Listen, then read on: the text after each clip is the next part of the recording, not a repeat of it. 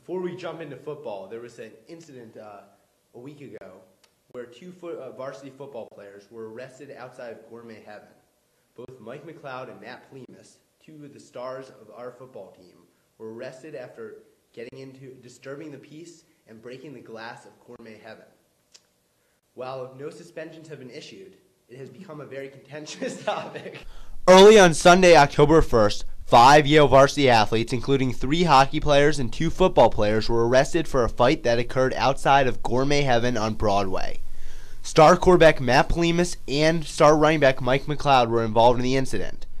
Coach Zaleski said that he handles suspensions within the team, and first he would let the law run its course, but all discipline would be handled privately. You know, things that happen within the team are within the team. And, I have never announced any kind of discipline publicly. It becomes a public thing. Then it's out of my hands, to be honest with you. It's more the university, whether if they're involved with the New Haven police or wherever. It's more their issue than it is mine at that point once it becomes a public issue. Again, I don't publicize anything that I do in terms of discipline or anything like that. We will do what we feel needs to be done internally.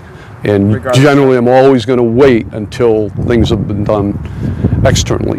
With all the publicity surrounding these arrests, Coach Zaleski said he was trying to maintain focus on the field and limit the distractions on the field. He had addressed the team about the incident and was trying to keep them prepared in practice and in the games. Anything that's gotten this kind of publicity, no. I don't think, I'm hoping that in the end there is no magnitude to it, that it becomes kind of a non-issue, but the way it got publicized, it's probably as big a thing as has happened. I addressed the team about it, and the biggest thing when you start talking about distractions and focus, it affects 110 other guys, what 1 or 2 other guys do. That's the biggest thing that you're trying to emphasize all the time with a team, is that we are a team, and we've got to get the team taken care of, and things that you do as an individual that are selfish can affect us as a team. And we've won a couple games, 3 games in a row now, and we don't need something like this to happen to disrupt that. Obviously, I didn't hear it out on the field. I didn't feel that there was a buzz about it on the field. I thought we practiced real well last week, and we did address it right away. And telling the guys, hey, it's going to be out there. People are going to be asking questions. We got to handle it. You got to handle it as individuals. We got to handle it as coaches, staff, and we had to be prepared to play Dartmouth. And this week we got to be prepared to play Lehigh. And I think it's part of being an athlete and part of being learning how to handle things in life.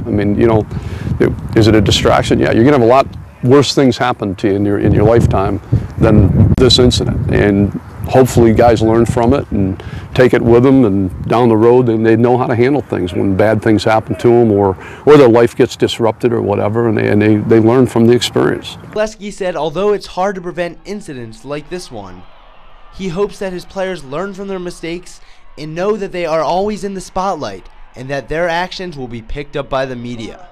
I don't know, if you prevent everything, you can't prevent everything. They're college kids, things happen on campus, things happen off campus, but I think, we talk to them a lot about conduct and how their conduct is magnified and different from, the regular student here.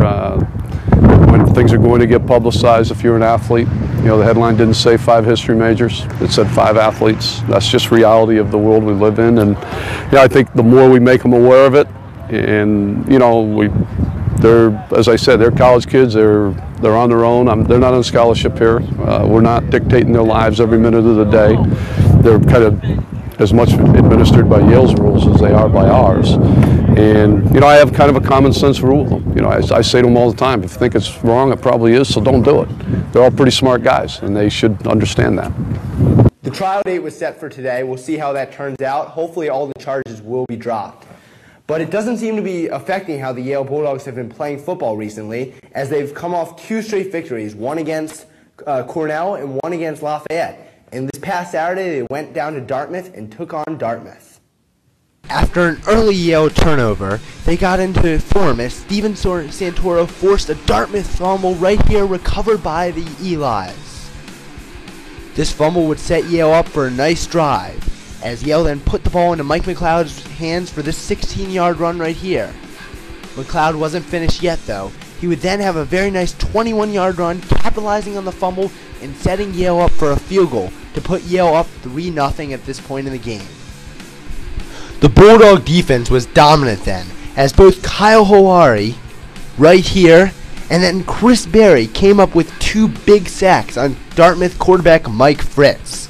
The Yale defense looked good. Led by Matt Plemus and his impressive 13-yard run right here.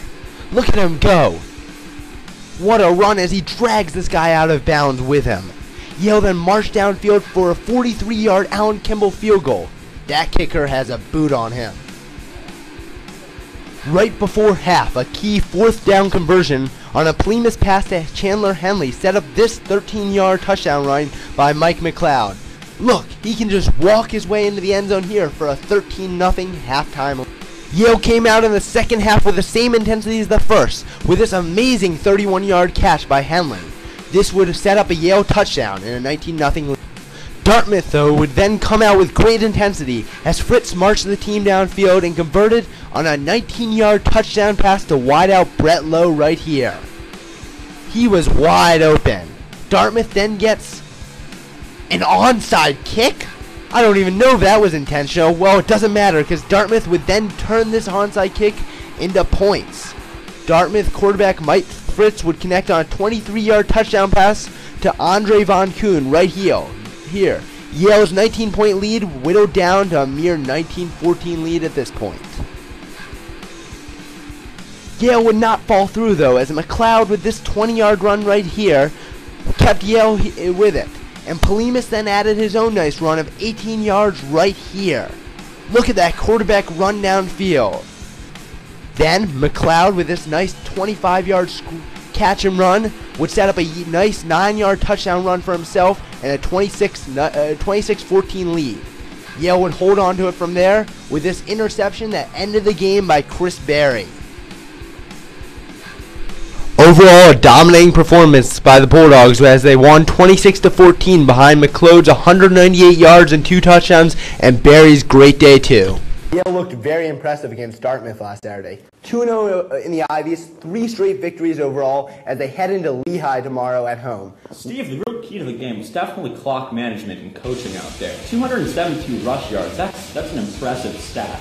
That's how you really run and manage the game, control the victory. It's workmanlike. Yeah, exactly. And as you said, clock management. 37 minutes Yale controlled the ball compared to Dartmouth's 23 minutes.